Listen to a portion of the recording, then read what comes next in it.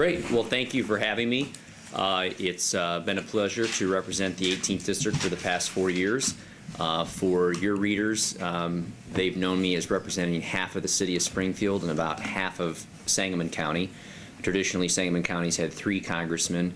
I think this will be the first of 3 decades now where you will now have 2 congressmen, and lucky for me, I have now about 3/4 of Sangamon County. I lose a little bit of the city to the 13th District, but pick up now majority, well over a majority of the county. It means that I'm looking forward to spending more time in Sangamon County. You're probably familiar with my office down here on the corner of 6th and Monroe. And from the time I started running as a candidate, the time I served, made it a point to make this an important county in my district, both in terms of legislative issues, but also from a constituent case standpoint. I think that's one of the most important things I do as a member of Congress. A lot of times people focus on the bills that I pass or the bills I vote on, but the lion's share of my staff and the lion's share of my time is actually spent on local issues. People who have a problem with the disability issue, a veterans issue, a passport issue, and so having a highly visible office that's not only accessible to the driving public, to those who are on bus or have to walk to the office was important, and why I chose that location. For my time in Congress, I obviously came to Congress my first cycle in the minority. Then this last cycle have now been in the majority, and have tried to use my time there to be as constructive as possible. In the minority, I was the first member of my freshman class of 50 members to pass a piece of legislation that's Republican or Democrat. It was dealing with the TARP Reauthorization and Accountability Act, which required a website to show all the banks that were getting the loans and the terms of repayment and the like. Obviously, in the majority, I have a little more influence over the process, at least in the House. And in that position, now in the majority, was able to get a seat on the oldest committee in Congress. Some would argue the most important committee in Congress. It's obviously debatable, the House Ways and Means Committee. On that committee, I serve on the Trade Subcommittee, which is an extremely important issue for my district. The #1 employer in this district is agriculture. The #2 employer is manufacturing. Both of them are intricately tied to the need for expanded markets and customers. I was proud to take a lead on specifically the Colombia trade agreement. There were 3 pending trade agreements. Colombia was the most likely to fail. Started the Colombia caucus with a Democratic colleague from the state of New York, Greg Meeks, sent a letter to the President with over 200 co-sponsors, 100 Democrat, 100 Republican, and ultimately was successful in getting those 3 bills passed last year. This year, the committee has worked primarily on tax reform. We've had 23 bipartisan tax reform committee meetings, and have been playing a role in putting together what our position statements will be, and our negotiating arm, if you will, obviously depending on who's in the White House and who's in the Senate Finance Committee. Those are the legislative priorities I've taken over the last 2 years, primarily committee-related, tax, trade, offering up our entitlement reforms that was in the Ryan budget that passed the House. Legislatively back home, infrastructure has been part and parcel to economic development in my district. I have 161 towns, been an outspoken proponent for infrastructure from day one. As you know, I served on the Transportation Infrastructure Committee for the first 2 years in Congress. Even though I went to the Ways and Means Committee, I would challenge you to find someone who is more vocal about the need for infrastructure and pushing my leadership in the House on the Republican side to offer up a highway bill. We ultimately did a 5-year bill, so hated by the Senate that they passed a 2-year bill, but then forced us to a conference committee and negotiated out a 2-year and 3-month highway bill. So I would consider that a success, at least. Not what I wanted in terms of the length, but certainly the reforms in how we build highways, cutting the average time to build a highway from 15 years down to 7 years as a result of the reforms in that bill. So some of the legislative reforms, and then certainly the constituent work, I'm very proud of. I don't think you want me to get into specific cases, but honestly, I think that's some of the most important work my staff and I do. And I would like to think at least the people of Sangamon County have been well served by a ready staff who's been responsive in solving their problems. And Been working very hard in the new part of my district. I have 250,000 new people in the new district that I'm campaigning in. So that means 1 out of 3 voters this election cycle will not have seen my name on the ballot prior. So been taking this race very seriously. Parades, festivals, speaking engagements that I can get out and tell my story about who I am and why I'm in public service. And appreciate the opportunity to be with you today. Steve? My name's Steve Waterworth. I'm a Democratic candidate for Congress here in the 18th District.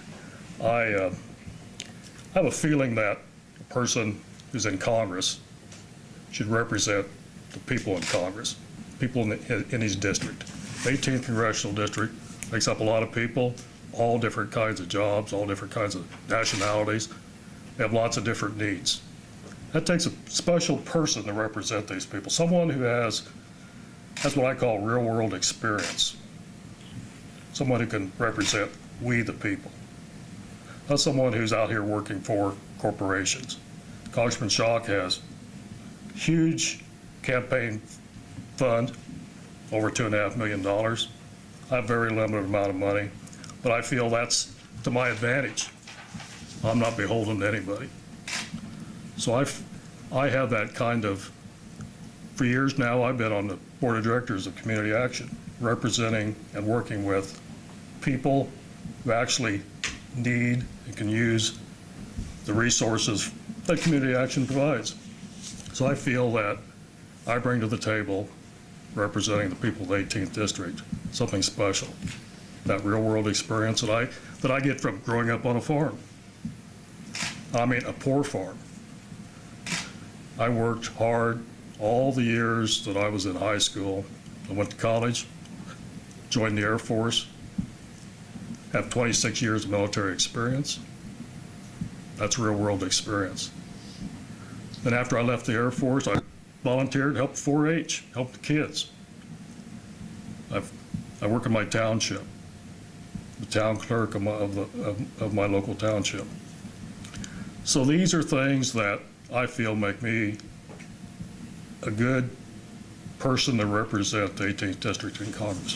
Thank you. I want to ask a question I asked the 13th District candidates earlier today.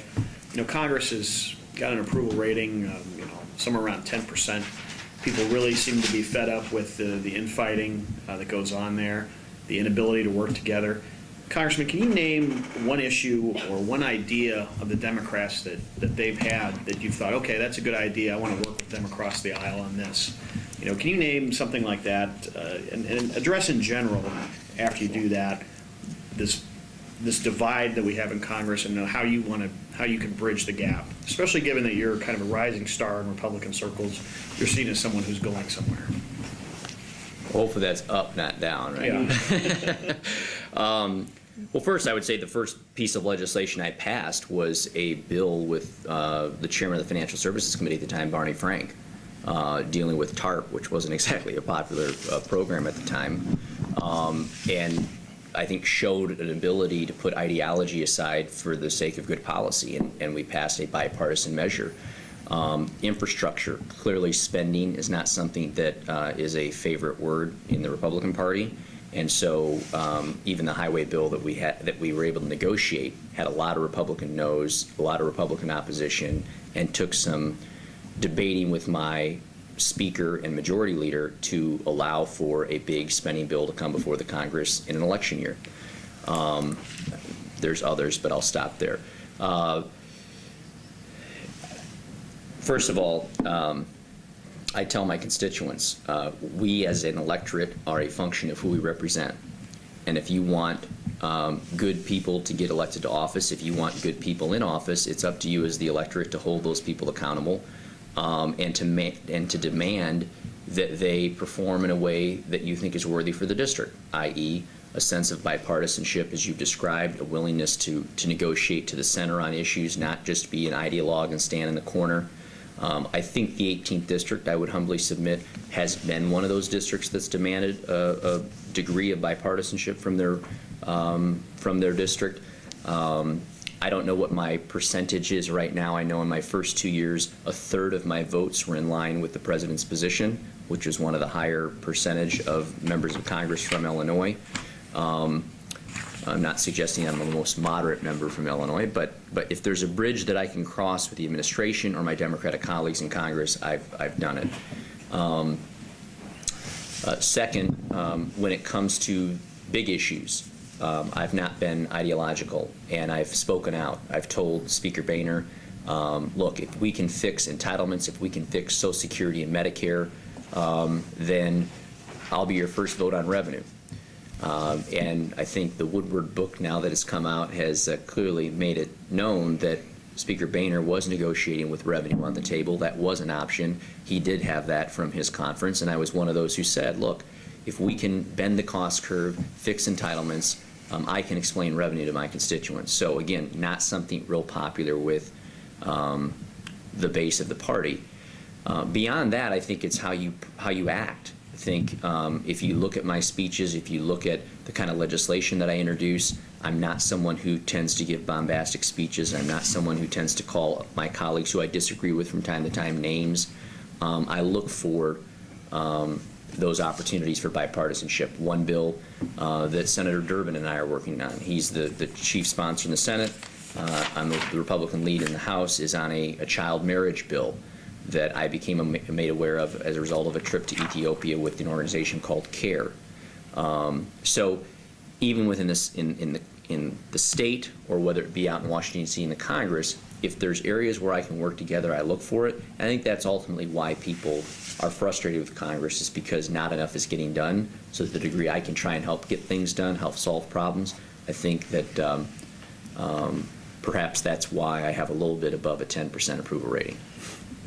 You brought up revenue, and I think that's important, and Steve will let you address this issue in a second here, but since you brought it up, when you say that you're willing to vote for revenue, you're talking about tax increases. You're not one of those that would say no to $10 of tax or of spending cuts for every dollar of revenue increases. Is that kind of what you're getting at, or can you explain in detail what you mean by saying I'm for revenue? Well, it means that you're not completely saying that in a grand bargain and a big compromise that you're gonna basically unilaterally vote against any measure that has revenue as a component. The Let's just be clear, specifics that revenue people means tax increases. well, tax increases is relative, right? If you ask most person on the street and you tell them you're going to raise their taxes, they think their rate is going to go from 35% to 40%. Revenue obviously can be raised through all different measures. It can be done through deduction elimination, deduction limitations, trade measures. I mean, there's all kinds of revenue that you can put on the table that doesn't mean a straight up rate hike. A general tax. Not knowing what the negotiation will be, but having the sense of the Congress, I don't anticipate that whatever revenues put on the table by a Republican House will be a rate increase. And the Bush tax cuts, what do you want to do with them at the end of the year? I voted as I think every Republican except for Tim Johnson in the Congress, and about 20 Democrats voted for a one-year extension of the current rates for all households, with a motion to instruct the Senate Finance and House Ways and Means Committee to come back with tax reform in 2013. So you would extend beyond, for another year, you mean? Yes, a one-year extension. After January 13th. Correct. Of 13th. The president wants 250,000 people making 250,000, and just to clarify real quick, 250,000 people who make more than 250,000 to pay more taxes. If that was on the table as a grand bargain component, would you vote yes or no on it? Do you think? I don't think that's the best way to put revenue on the table. First of all, I think our tax code is littered with all kinds of special carve-outs and provisions, and I think a tax code that's 70,000 pages thick is mind-blowing to almost anyone, including most CPAs. And I think simplifying that tax code and getting your rate down as low as you can is the best solution for tax reform. But within that, you may be able to get rid of some of those deductions or limit them and leave some revenue on the table. The $250,000 increasing taxes on $250,000 filers, I think, is a step in the wrong direction, simply for this reason. 7 out of the 10 jobs created last year were by people who employed less than 500 people. Over half of those people who employ less than 500 people are personal filers. They're the households, if you will. They're the income filers between $250,000 and $1 million. So you're basically raising taxes on the very people that hired. I mean, if the president's proud of the job reports and he's proud of the people who are hiring, the last thing you want to do is penalize that very group of people. The other thing in the president's tax proposal that I'm very much opposed to, and so if you're asking me if that was a part of the grand bargain, is the estate tax provision, Right. which would basically reinstitute the estate tax at $1 million and reinstitute the estate tax from 35% back up to 55%. With farm ground at 7, 8, 9,000 an acre, my largest employer in my district, it'd be a death knell. Steve, can you address the issue I raised about bringing people together in Congress and looking for compromise in order to move the ball forward, and then talk about your viewpoint on taxes and specifically the Bush tax cuts, Sure. whether those should be renewed? Well, I think one of the major areas is the Affordable Health Care Act. I certainly And we're going to move on to that. I don't want to Okay. spend, I want to spend some time on that later, but if you could address, is there a way to reach across the aisle? What would you agree with on Republicans? What would you look for in terms of an issue that, you would have to find some agreement with them on? I think one area that I certainly find agreement on, and something Congressman Schock has worked on, is the concealed carry, which seems to be so important to so many people. I support concealed carry. I support open carry above concealed carry, as long as we have concealed weapons that have double safety lock on them. I support that kind of a concealed carry law. With training, I assume? With training, obviously, there's going to be some stipulations on it. Somebody's just not going to be able to pick up a pistol and walk down the street. I think that's one area that's important to a lot of people. Second Amendment rights are important, and they're important to me, too. I have a 9mm I keep right near my bed, that it's available for me whenever I need to use it. But it's a double safety weapon, and I think that's the kind of weapon that should be used. Congressman, open or concealed? Well, I guess I'd ask a clarifying question, which is he suggesting he's going to introduce a law, if he's a congressman, to preempt state rights, Yeah, which yes. currently allow for this issue? Because I support concealed carry, was a sponsor of the legislation when I was in the State House, but have never had the opportunity to debate or vote on it as a congressman. So, I think it's a state issue, is what you're saying. yeah, I mean, it Well, is a state issue. I think it's a unless- state issue, too, but unless- Congressman Schock has introduced the law reciprocity. Reciprocity. That would make it the national law. Did you do that? Yeah, I'm a co-sponsor of reciprocity, Co-sponsor. but that's not a national concealed carry law. That basically says if you have a concealed carry law in Indiana and you have one in Wisconsin, you can carry your you don't have to get a concealed carry law you don't get a concealed carry license in every But you state. couldn't use that like in Illinois, which I thought. Exactly, right, it doesn't preempt state law. I'm agreeable. That hasn't passed yet. No. No, Okay. that's just one area that I think is important to the voters and the residents in the 18th district and throughout the state of Illinois. What about the tax issue? What is your viewpoint on that? I look at it from a macro point of view. I'm not in favor of raising taxes or lowering federal spending while we're in a fragile economic state. And I think we have to look at why we're in that fragile economic state. And I think there's a tax, hidden taxes. One of our country's great hidden taxes is our foreign trade deficit. The jobs that go to China, wealth that goes to China, wealth that goes to OPEC, hurts our economy, hurts the ability of Americans to subscribe to newspapers, to buy houses, to spend money, to pay their property taxes, to support their local schools, to support state. It hurts Illinois. It hurts Illinois. Well, right now, Illinois has problems with paying retirement benefits to retired state employees. One of the reasons for that is our foreign trade deficit. I'm not an economist, but I assume that Illinois loses $1 to $2 billion every month of economic activity to China, Vietnam, India, wherever. The loss of wealth, because those jobs are gone. Tires aren't made in Decatur anymore. Those good jobs are gone. Caterpillar tractors that should be made in East Peoria are made in China. I consider that to be a job lost. So I think that that hurts our economy, and until we can do something about the foreign trade deficit. China charges imports something that's made in America that goes to China like 50%.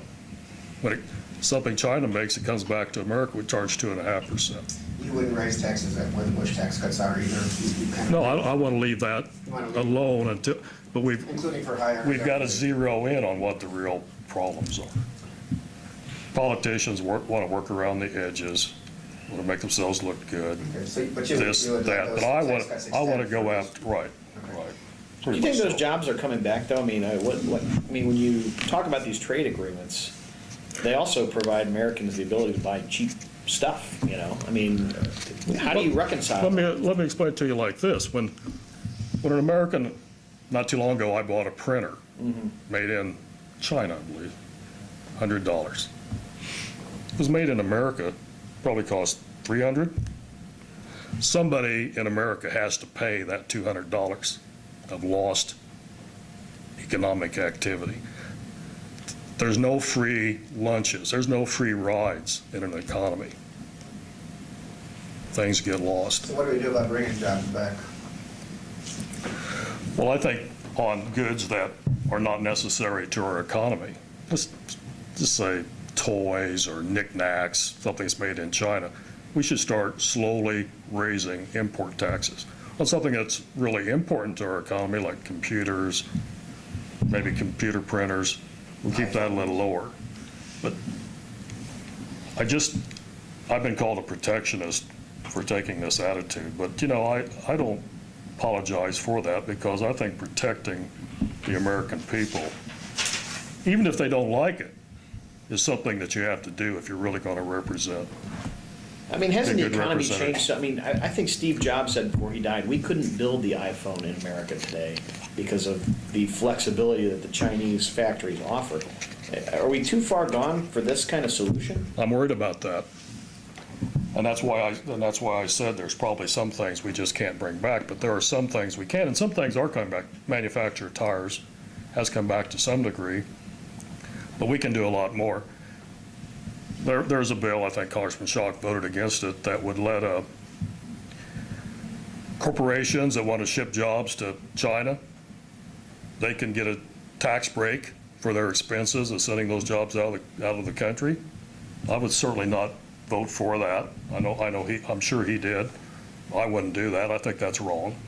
Why pay? Essentially, what we're doing is paying corporations. They're giving them such a good break that they can take a job right out of Springfield and send it to wherever, manufacturing jobs. I don't think No. Tony remembered it. No. If there's a bill that I voted for to give tax incentives to companies that ship jobs overseas, I'd love to learn more about it. It wasn't a because that's tax news to me. incentive, it was they were able to use their expenses that they incur as they send jobs out of the country, take that off their tax, that expense off their taxes. It wasn't an incentive. You might have to remember what you did. Well, I've got a Is this whole bunch of is this a stuff here. current bill? Is This this is a? just recently. I think there's been some ads out there about it, about the congressman who voted for that. Well, let's I don't talk have to. about bringing jobs to America. Just hear the view on how that gets done. Got to be the favorite place to invest. If you want businesses to locate in Springfield, Illinois, you want businesses to locate in the state of Illinois, you want businesses to locate in the United States of America, you've got to be the favored place to invest, to hire. And to the degree you're not, to the degree you're not competitive, to the degree you're going to lose jobs and lose investment. So the first thing I would say is we have the most uncompetitive tax system in the world. To that end, the House Ways and Means Committee that I'm a part of has offered up a corporate tax reform proposal. Japan has historically had the highest tax rate in the world. They just lowered their rate effective this summer, and now the United States has that dubious distinction. Comparison, our top corporate tax rate is 35%. We think of trade in China. How about Canada? It's a little bit closer. Canada has a tax rate of 15%, and it's C corporations. How we compete with a country like Canada next door, who's our neighbor, with a corporate rate of 35% when they got 15%, is a bit of a challenge. Second, I would say the trade agreements are what are keeping our economy alive. I would heartily disagree with Mr. Waterworth's assessment that somehow they've been detrimental to our economy, certainly the 18th district. I mean, the #1 employer is agriculture. We can simply not eat or consume or use all of the agriculture produced in this district. We only have 5% of the world's population in America. To the degree we're able to sell on a level playing field to the other 95% of the world is a competitive advantage for America. And I would argue anyone who takes the opposite position really has a pessimistic view of America's ability to compete. Now, doesn't mean we're going to grow everything in the world, doesn't mean we're going to build everything in the world, but when you only have 5% of the world's population, the level of ingenuity, creativity, and new products that come out of the United States of America, it's to the benefit of those workers to be able to sell the other 95%. Caterpillar, using that as an example, Mr. Waterworth brought that up, when you're a multinational company, you have to locate where your customers are. The plants that they choose to build in China are not to compete with the United States factories. Every tractor that Caterpillar builds in China is consumed in the Chinese market. There is no tractor that is built in China that is bought by any other country than China. That's what they tell me. And the factories here in the United States of America, specifically I believe it's the Greater factory up in Joliet, 1 out of 3 of those that are built goes to China. So when you're a multinational company, you have to recognize that you're going to build cars, you're going to build tractors, you're going to build combines, where your customers are. And we got to make sure we don't put those multinational companies that are headquartered and flagged here in the United States of America at a competitive disadvantage. Finally, I would say that American workers are proving they can compete. Manufacturing, as there's more innovation and technology, we're seeing manufacturing come back to the United States. I would argue, unfortunately, not as much to Illinois as I'd like to see because of our uncompetitiveness as a state. But again, picking on my Caterpillar. No, I'm not picking on you. I'm picking on Caterpillar. Caterpillar. They announced that they're moving a 1,400-person factory from Japan to the United States of America because, as Doug Oberhelm, the CEO, says, American manufacturers can compete. American workers, I'm sorry, can compete because they can pay a higher skill, a higher wage worker here in the United States because that's of greater value, and the labor percent of the cost of input for some of our high-tech manufacturing is actually a small percentage of the input costs. Your raw materials and electricity are a lot larger percentage. I assume you're not for the raising tariffs that Mr. Waterworth just talked No. about. Well, I think the problem is with raising tariffs is I would normally be against that myself. But when the Chinese have such a high tariff level on what we export to them, that puts our American workers at a tremendous disadvantage. Plus, along with the fact that Chinese don't have to follow EPA regulations, they can trash their environment. The workers are basically, I call them slaves. You know, and my favorite term is the Chinesing of the American worker. And fundamentally, we're taking all the working people in the world down to a low level, hurting their quality of life, their standard of living. And if we follow Aaron Schock, that's what we'll have more of that. Is that what's happening? Congressman? Let me just put it this way. I think for the representative from the 18th district, well, let's put it this way. The voters have a clear choice on trade, if you want to pick that issue in this district. We had 3 trade agreements. The South Korean agreement negotiated by President Obama, the Panama and Colombia trade agreements negotiated by George W. Bush, all 3 supported and endorsed by the National Farmers Union, Farm Bureau. Every 20 counties of this district's farm bureaus endorsed those 3 trade agreements. The major employers in this district, Caterpillar, the workers at John Deere who live in this district, endorsed those trade agreements. So both the number 1 and number 2 employers in this district supported those 3 trade Yeah, we're for agreements. them all. So to suggest that you would be opposed to those and that you're representing this district on trade, I think is incongruent. And you would be opposed to those? I'm not opposed to that, but I'm just opposed to the fact that China So you would have voted charging for us. the- But I'll tell you one of the things that happens Yeah, would here you is, vote for those 3? sure, but here's one of the problems. China has so much of our money because of what we've imported from them. They're able to go on the world market and outcompete us for gasoline. That's one of the reasons why our gasoline is so expensive. Food prices. Chinese are buying a lot of food. Now that is a good thing for our district, but it's not a good thing for everybody in our district. That's a good thing for some of the people in our district. Okay. I want a program that's good for everybody. People that are on food stamps or having a difficult time of it that make a minimum wage. Congressman Schock seems, well, if it's for the wealthy people, well, it's okay. Forget about the people at the bottom. He's even voted to cut food stamps.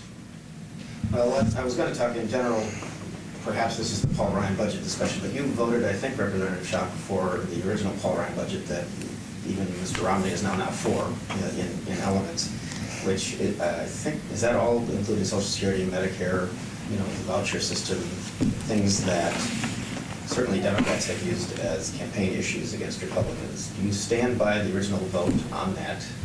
Or, because it would cut a lot of social programs, I believe, if I'm wrong, and lower tax rates, or at least the main tax rates. Was that a vote that you stand with, and why? Well, first of all, I would say anytime you put forward a plan, anytime you put forward a bill and you vote for it, you're going to get criticism.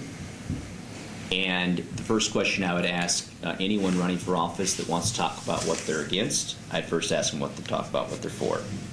And that is the only budget that has been proposed in the House of Representatives that's gotten a single vote in the last 4 years. And I don't mean a vote on the floor, I mean a vote in the affirmative. It's the only budget. So if there was another opportunity out there for a better plan, I would like to have seen it.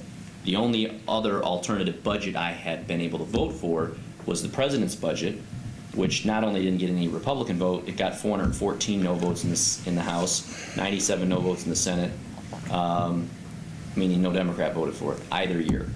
So was the first year's Paul Ryan budget, the House passed budget is what Paul Ryan would like it referred to, but the House passed budget, was that perfect? No.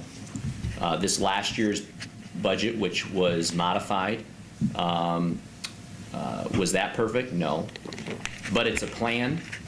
It's the only proposal that bends the cost curve on entitlements, which I think is extremely important, not only to the long-term health of the country, but to the immediate future and the possibility of a debt crisis, specifically with the bond rating agencies, if we don't show in the next year that we're serious about curbing the level of deficit spending we're under. With regards to the specifics of a lot of the components, the budget actually does not drill down in specificity on Social Security and Medicare or on tax reform. It does lay out, however, the framework. For example, the tax reform proposals say we want to get the corporate and individual rates down to 25% on the top side, take the 6 individual brackets that individuals pay now and collapse them down to 2, top rate of 25%, bottom rate of 10%. You do that through a lot of deduction eliminations. There's been some criticism that, well, you don't specify all the deductions. That's because it's going to become a negotiating process between the Senate Finance and the House Ways and Means Committee, and both sides know they're going to have to give. Let me use an example, because I know you're wanting to follow up. The R&D tax credit, okay? The R&D tax credit is something that my major employers, John Deere, Caterpillar, use. They'll come before the committee and say the R&D tax credit's very important in manufacturing in the United States. So if I introduce a bill to eliminate the R&D tax credit, what's my opponent going to say? Oh, I'm not for research and development, I'm not for manufacturing. However, all those same employers will say, if you get me to a 25% rate, we're willing to give up the R&D tax credit. The CFO from Caterpillar, Ed Rapp, came in and said, get us to 25%, you can take away all of our deductions and credits. And they're what now, 35? They're at 35. So what I'm trying to say is, both sides know you're going to have to give up the deductions. Sandy Levin, who's the top Democrat on the Ways and Means Committee, said, we like your proposal, Dave Camp, who's the Republican chairman who introduced it. We just think based on the deductions we're willing to get rid of, the top rate's going to be 27%, not 25%. Now, nobody is saying to Sandy Levin, well, which deductions aren't you willing to give up? I'm sure Okay? somebody is, but- Well, but my point is, it's going to get ironed out. It's going to be negotiated, just as the debt limit deal was and the like, which is why the original Paul Ryan budget was different than the Paul Ryan budget this year. Why? Because Paul was not an ideologue, and he said, you know what, Ron Wyden from Oregon, who reached out a hand and said, I want to work with you on a moderated version of premium support for Medicare. And so he negotiated an alternative version to the original premium support proposal for Medicare, which is the one now I believe Governor Romney is saying he will support. And that was the component of the last budget that we voted for. So I'm not here saying that the budget I voted for in either year is the end-all, the be-all, or is going to be the only solution that works. I think anyone in office knows the perfect is the enemy of the good. Rarely is the bill you introduce the one in final form on final passage that you vote for. But I, as someone who in good conscience wants to fix these problems, and someone who believes to have any credibility with the voter, you have to offer up some proposals. I would stand by both the vote that I took the first year and the vote I took the second year on budgets that were somewhat different. Well, let me ask a question about, something that I think people as individuals more care about than what you just talked about with the corporate deductions. I mean, is something like the home mortgage interest deduction, which, has fueled home ownership growth in this country for a long time. I mean, is that something that's completely off the table as you discuss this tax reform proposal, or is that something that is on the table? Well, I will repeat what the chairman of the Ways and Means Committee said, which was there are no sacred cows. Mm-hmm. Now, I would add my disclaimer, which is there are some cows that are more difficult to slaughter. So I think when you go to the negotiating table, I think you harm your credibility anytime you say everything's on the table except, and everybody starts naming their exceptions. Right. I'm from an ag district, I don't want the ethanol subsidy. Somebody else from a wind district, I mean, the minute you start zeroing in on ones that you're not willing to bargain on, you don't have much at the table left to bargain with. A few facts on the mortgage, and I want to be very clear, I'm not out advocating for the mortgage interest deduction, okay, the elimination. However, some of my colleagues on the committee, primarily from urban districts, Or there's okay, more renters. Charlie Rangel came right out and said, why should my constituents be paying a higher effective tax rate in New York when the overwhelming majority of them are renters, so that people in rural America can get a deduction? So that's sometimes when you're from a different paradigm or a different perspective, you don't appreciate where someone else is coming from. So all of the cows are on the table, if you will, but there are going to be some that I think stand a much better chance of being preserved, or perhaps limited. I think, for example, even on the Republican side, on mortgage deduction, there are some who say, look, maybe we should say on your first house or your second house, but not on 12 houses, or on a certain valuation.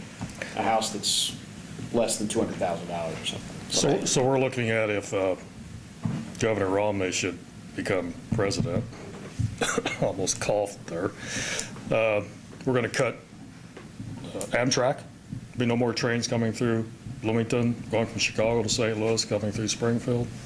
He's already made that statement, right? I mean, he did. No more tax credits for wind turbines. So, he's already said that. Do you support that, Congressman? I thought I'd ask a I think question. we're going to ask, yeah. I don't support that, but apparently a President Romney does support that. And So you want tax credits for wind turbines and you want Amtrak to continue to be funded? absolutely, it's wind turbines, clean energy, Amtrak gets people off the highways. I have voted for Amtrak funding every year I've been in Congress, and I have voted against amendments by leaders in my own party to strip Amtrak funding. So, But that might be iffy if the president Big Bird, is where are going we at against Big it. Bird? Oh, PBS, I forgot. PBS, NPR. Well, I think the real deal there is nobody's against Big Bird. However, the Republicans are against the kind of news programs that come out of PBS. Well, be Are you insightful. for continued funding, Oh, absolutely. Congressman Schock? I have voted that way. So you would continue to, Yes. despite the fact that you've been campaigning for Governor Romney in all these states? Yes. Okay. What about we asked this earlier, but to the rail relocation, which would take the trains to 10th Street and Spring, this is a big issue for Springfield. Yeah, it is. It needs a champion in Congress besides Senator Durbin to push for the kind of funding that would be required, or are you two willing to do that? And how do you get it without earmarking it? Because we don't have earmarks anymore.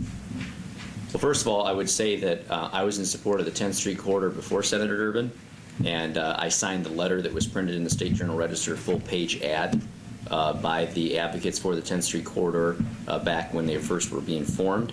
So I would humbly submit that I think I've been out there. If you talk to Annie Van Meter and the folks in this community, Mayor Houston, who've been out there pushing this direction, I've been an advocate, have worked with Senator Durbin in lobbying DOT to get as much discretionary funds this way as possible.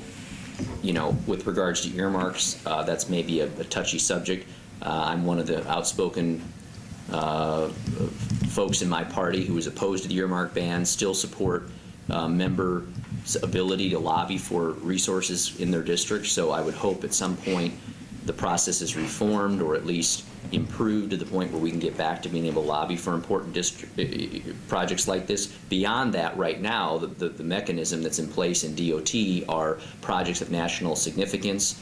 Another program that they have is Tiger grants, which come out of DOT. So there's different pots that we can, as a delegation, work together with in the House and the Senate, lobbying the administration to pretty please give us money. But I firmly believe in the legislative process, in Article 1 of the Constitution, which is the power of the purse to Congress, and I think that Congress ought to have the authority to pass legislation appropriating money for projects like this, and if I'm given that power, we'll do so. But Go ahead, I'm sorry. no, go ahead. Do you think you can shoehorn it in to meet whatever federal definition of what would meet, you know, the project of national importance? Do you think that it's going to qualify? I mean, if you had to assess the chances of that project actually getting funded, what do you think they are through the process that's available now? Well, with any competition, it's about your competitors as much as it is about you. Mm-hmm. And so I think the fact that a lot of the priority projects for the administration got money through Tiger grants, specifically those in California, I think the LA, San Francisco, and then the Vegas, is it LA, Vegas, somewhere in California. They got huge pots of discretionary money from Tiger. Mm-hmm. So I'm not going to sit here and declare that we're going to get some, but I would think based on the fact that those are pretty big projects, and Chicago to St. Louis is not exactly a minor corridor. So I think the argument can be made. I mean, I'm one advocating for it to be a project of national significance, so I think there's a legitimate shot. Well, I'm sitting here thinking, when I've heard, oh, we've got to cut government spending, we've got to cut government spending. So we cut Head Start, we cut Medicaid, we cut this, we cut food SNAP program, food stamps.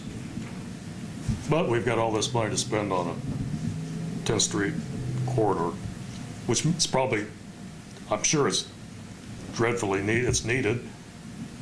How are we going to justify that to folks that are going hungry every night, or kids that don't have a Head Start program that's gone, but we can spend money on a program like that? I mean that's a serious problem, and that's one of the things that happens when a country exports, going right back, exports so much of its wealth to OPEC. We don't have a national energy independence program. Money going to China. So I'm trying to figure out how are you going to explain that to so many of your constituents. My mother's in a nursing home with Alzheimer's in Mason City. We're private pay for now. And there's a lot of people, that's America's greatest generation.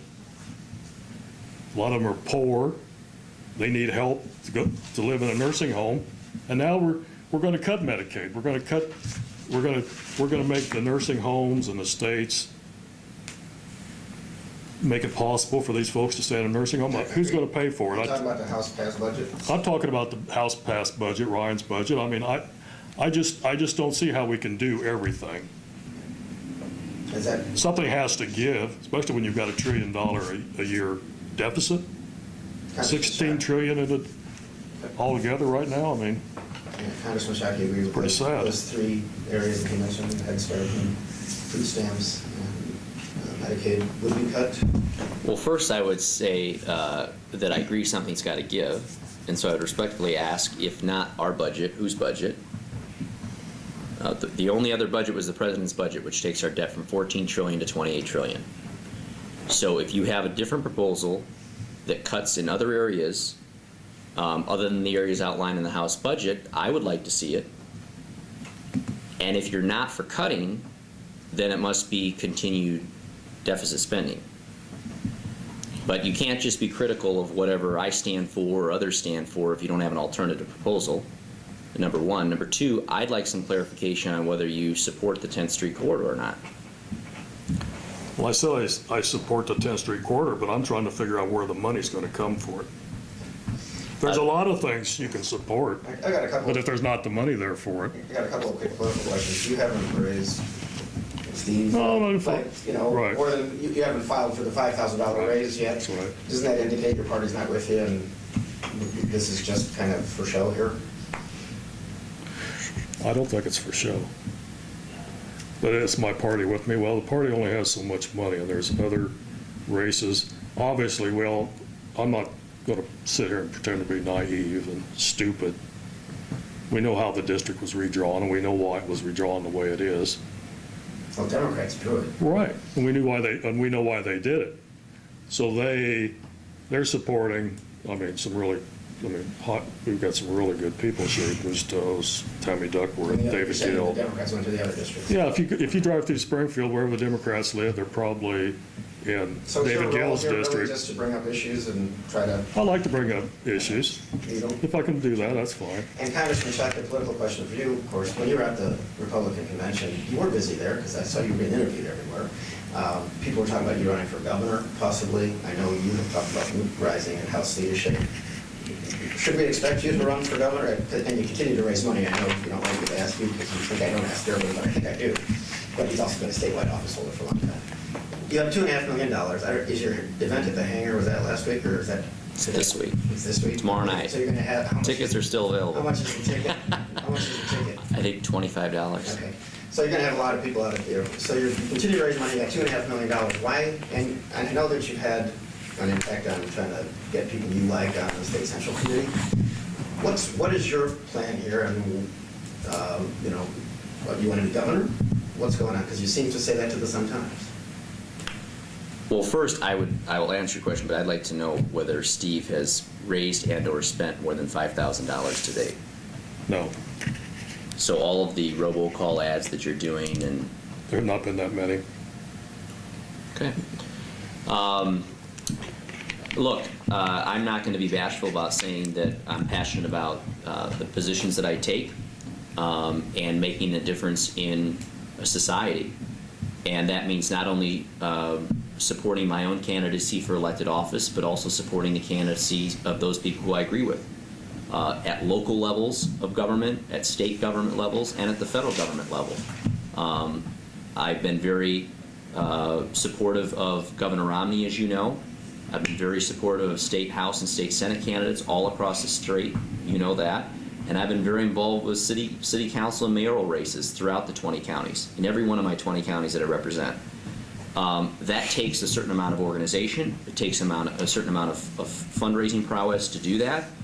And that's what I'm about in terms of the political operation. But as far as people's speculation about what the future holds, I'm flattered that people are suggesting other things. At this point, I've made it very clear from my time, energy, and money that I've spent that I'm focused on running for re-election to Congress and helping the team this election year for Congress, for President, and here in the State House as well. And I'm not going to rule anything out because I don't know what the future holds.